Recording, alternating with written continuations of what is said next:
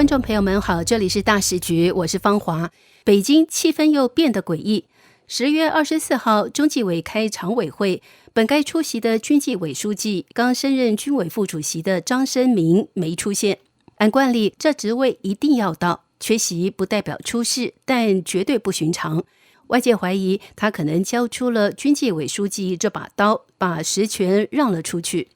那么几乎同一时间，习近平的贴身大秘前军委办公厅主任钟绍军也被悄悄换掉。北京没发消息，却在平壤被间接官宣，中国军方代表团政委换成了夏志和中将。一句外交名单就说明钟绍军已经不在位。两个人，一个升职没露面，一个被换没公告，这不是巧合，这是信号。军中权力正在被重新洗牌。再看中共四中全会，205名中央委员缺席37人，42名军方中委27人没来，整排空椅，茶杯没动，不是请假，而是谁被边缘化。表面风平浪静，实际上中南海的斗争还在继续。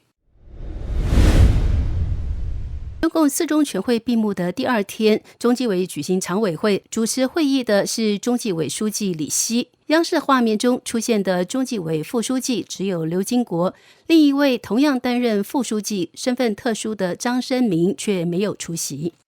这一点立刻被观察人士盯上，因为按照中共的惯例，军纪委书记必定兼任中纪委副书记，张升民若未出席，极可能意味着他已经卸任军纪委书记的职务。问题来了，他刚在10月23号的中共四中全会上被宣布递补中央军委副主席，接替落马的何卫东，才1天的时间，位子升上去了，却缺席了他理应参加的中纪委常委会。这个反常的细节让外界怀疑张升民的升迁是否其实是一场明升暗降。中共四中全会表面风平浪静，实际上是各派激烈博弈后的扯平结果。有分析指出，原本会议应该有大规模的人事重组，包括中央军委、国务院甚至政治局的人事安排，但最终变成只小修小补。一是张升民升为副主席，二是补了11名中央委员，其他重大职位全数按兵不动。张升民的晋升很可能就是这种平衡与交易的结果。他和中共党魁习近平、中共军委副主席张又侠同是陕西老乡，但他既不完全是习的人，也不完全是张的人。在习近平和张又侠的权力角力陷入焦灼之际，双方都不想让对方全赢，于是张升民成了妥协的中间人。张升民既是出自习近平提拔的体系，又与张又侠军系有交集。他在火箭军任政委出身，是现存少数人在位的火箭军上将。这层背景让他在两派互掐中活了下来，也让他成为军委内最特殊、最敏感的人。有分析认为，张升民被拔擢为军委副主席，但若同时被迫交出军纪委书记这个刀把子职务，那他实际上是失去了真正的权力核心。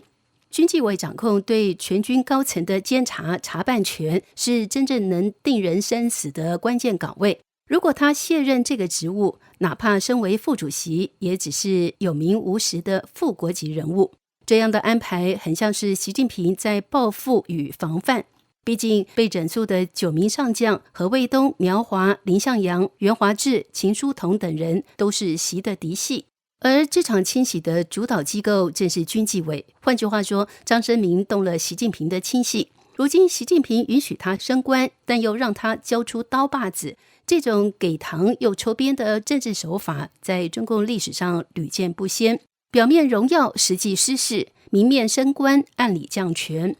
中共四中全会上，张升民没能同步进入政治局，更像是被卡住的结果。同样的卡位也发生在新疆书记陈小江身上。按惯例，新疆书记应该是政治局委员，但这次人事卸任的马兴瑞坐在政治局席位上，这些异常的细节显示出中共内部人事扯皮仍在持续。谁能上，谁能进政治局，不再是制度安排，而是派系博弈的结果。10月25号晚，北京没有发布任何军方通告，但朝鲜平壤的一场外交场合却间接证实了一件事：习近平的贴身亲信、前中央军委办公厅主任钟绍军已经不再是中共国防大学政委。中国驻朝鲜使馆举行抗美援朝出国作战75周年纪念招待会，中共驻朝大使王亚军与朝鲜劳动党高层同场。根据中国驻朝鲜使馆官网消息，出席活动的中国军方代表团由国防大学政委夏志和中将率领，这是官方首次以正式身份披露夏志和取代钟绍军。这一细节相当的关键，因为他等于用最安全的方式外交礼仪替中方完成了一次人事官宣。一句话，钟绍军的名字从国防大学消失了，而且悄无声息地被替换。钟绍军的履历几乎可以说是习近平个人权力轨迹的缩影。他是浙江衢州开化人，出身文职体系，长期担任习近平的秘书长。2007年，习近平主政上海的时候，他就跟随进入市委办公厅。2013年6月到2024年3月，习上任国家主席和中央军委主席以后，他历任中央军委办公厅副主任、主任和中央军委主席办公室主任。而中央军委办公厅主任这个位置被视为军中大内总管，他是习近平军委主席办公室的第一道防线，所有军中公文、人事、会议、信件最终都要过他这一关。可以说，在军队体系里，他是习近平的眼睛与耳朵。然而，到了2024年末，钟绍军突然被外放到了国防大学担任政委，表面上是军内培养路线的晋升，实际上是一次明显的降职安排。对比中央军委办公厅主任直接侍从军委主席，与国防大学政委办学术、办养老单位，这一落差几乎等于被送进政治冷宫。钟绍军的下坠曲线几乎是可见的。去年8月，新加坡国防部脸书曾发布一条照片新闻，显示新加坡防长常任秘书陈庆基访华的时候，曾与钟绍军会面。那是钟最后一次以国防大学政委身份露面。照片中，他的坐姿松散，表情不耐，被外界解读为破罐子破摔，要么是心知不妙，要么是已经被边缘化。几天后，关于这次会面的新闻在中国网络被全面下架，微博搜索钟绍军显示无相关结果。这种全网消失的处理方式，在中共体系中只会发生在两种人身上，一种是马上要宣布落马的人，另一种是正在接受内部审查的人。如今外交场合出现了夏志和中将这个名字，意味着钟绍军已经正式被拿下或被移出权力序列，只是北京尚未公布惩处。另一个细节也非常异常，外界注意到，在2025年5月更新的中共军队国防大学的官方简介中，完全没有提到习近平或习思想。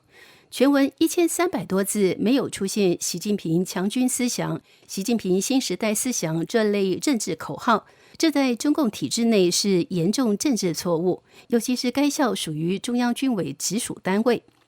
一个习近平的亲信政委坐镇的学校，居然漏掉主帅之名，这是绝不可能的疏忽，而更像是整个官宣系统对谁是真正长军的默契回避。钟绍军身为政治将领，理应第一时间纠正，但他什么都没做。要么是他已经失去实际控制力，要么是他明白纠正了也没用。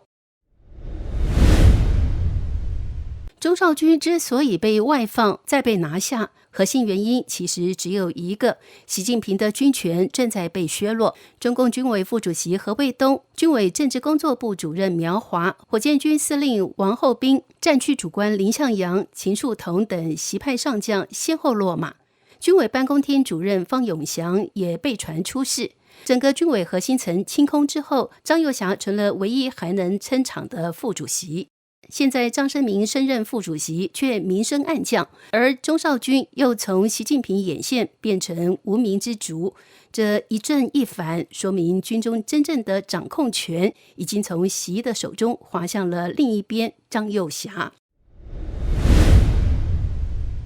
夏志和长期在国防大学任职，是典型的教学系统出身将领，过去低调，几乎不见媒体报道。但他能在此时出现在外交场合，代表中国军方与朝鲜军方对话，这本身就是政治信号。国防大学政委这个位子已经不再属于习家军。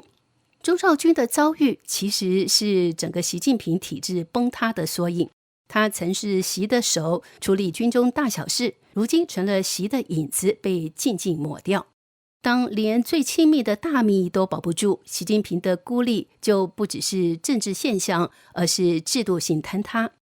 中共四中全会最诡异的地方，不是讨论什么“十五五”规划，也不是习近平的职务还在不在，而是谁没出现在镜头里。这一届中共中央委员本来应该有205人，候补中央委员171人。按理说，这是中共所谓全党最高层的大会，该来的都得来，除非生重病、出大事或者被拿下。但这次公布的数字吓人，正式中央委员只来了168人，少了37人；候补中央委员只来了147人，少了24人。也就是说，光中央委员和候补委员加起来一共少了61人左右，缺席率直接刷到历届少见的高点。会场画面里甚至出现整排座位空着，只有茶杯没有人坐的画面，这在中共党内会议上是非常罕见的信号。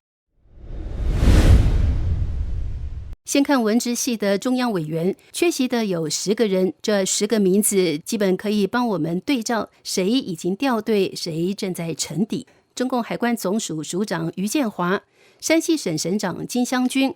农业农村部部长唐仁健，内蒙古原主席王丽霞，中国证券监督管理委员会主席、党委书记易会满，广西原主席蓝天利，中联部原部长刘建超，工信部原部长金壮龙，中央军民融合发展委员会办公室副主任雷凡利，国家监察委员会委员、亚洲基础设施投资银行下任行长周家怡。这里有几个重点我们不能忽略：一，这不是请假。像金湘军、唐建仁这种已经被双开了的人，按中共规矩，基本等于是判了政治死刑，当然不会再出现在中央全会现场。这个在名单里算缺席，其实等同于已经被宣布是敌对样本。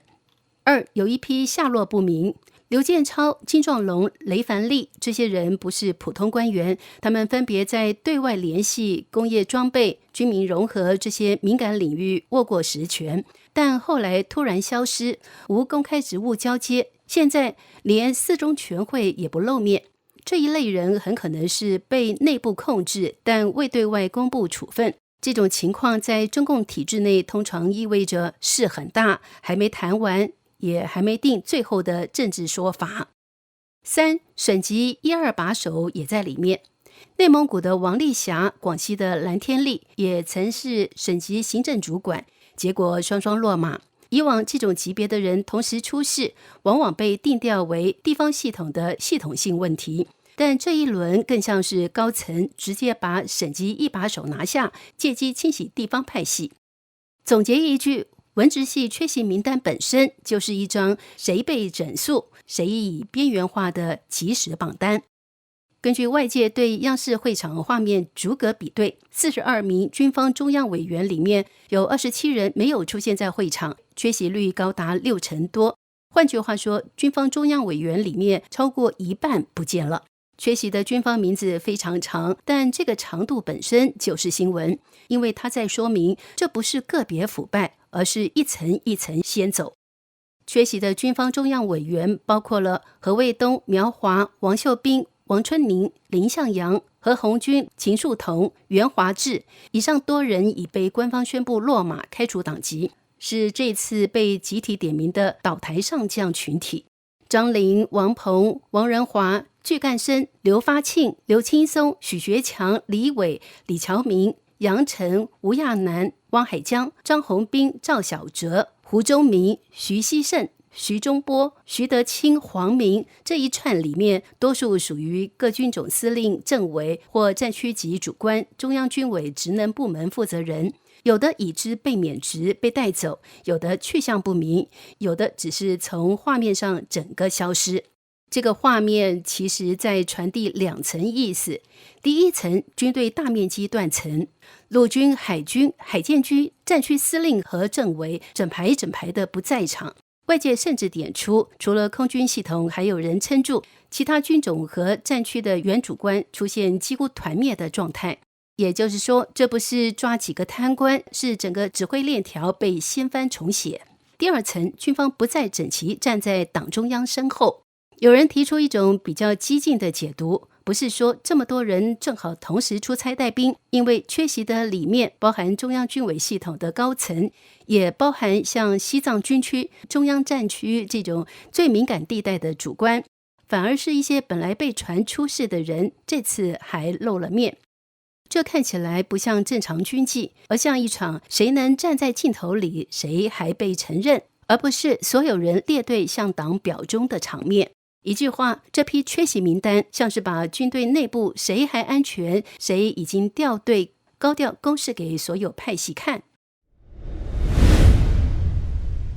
中共四中全会还宣布递补了11名中央委员，由候补中央委员升格进来。官方公布的名字包括了于慧文、马汉成、王健、王希、王永红、王廷凯、王新伟、韦涛、邓义武、邓修明、卢鸿。表面上看，这11个人是幸运儿，因为那么多位置空出来，轮到他们往上补。但内部观察有一个冷冰冰的提醒，这些人其实更多是填坑的人，不是被真正托付战略任务的人。原因有2个。第一，这11人里面很多是按技术规则排队往上，候补中央委员之间得票差距往往很小，排名有时只是靠县市笔画大小来决定谁靠前。所以谁被优先递补，说白了有时候是一点运气一点时机，而不一定是中央特别看好这个人。